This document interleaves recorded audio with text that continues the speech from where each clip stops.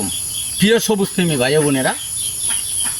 আমি অনেক সময় অনেক ভিডিওতে বলে গেছি পাহাড়ের চূড়ায় আমাদের বাড়ি। আসলে যেটা সত্য এটা কিন্তু গোপন করা সঠিক না। তো পাহাড়ের চূড়ায় আমরা কিভাবে বসবাস করি, কি ফসল করতে পারি, এই যে দেখেন একটা নমুনা। আমরা কিন্তু ইচ্ছা করলে পাহাড়ের চূড়ায় আমরা ধান লাগাইয়া আমরা ধান খাইতে পারি। আমরা এর প্রমাণটা অনেকবারই আমরা অনেক সময় ফসলগুলা করছি। তো আজকে এখানে কিছু ধানের গুছা আছে, এটা পরীক্ষামূলকভাবে একটা জাত দেখার জন্য এখানে কিছু বীজ রোপণ করে রাখা হয়েছে। তো আমরা দেখতেছি এই জাতটা কেমন হবে পাহাড়ের চূড়ায়, এর জন্যই আমরা রাখছি। তো দোয়া করবেন সবাই। আশা করি খুবই সুন্দর এই আলিগুলা গজাইছে, দেখেন কত সুন্দর। ধানটা এখনো মা হতে চলছে, দেখেন মা হতে চলছে ধানটা। তো আমরা দেখি কিভাবে কতটুক বলিষ্ঠ হয়ে ওঠে।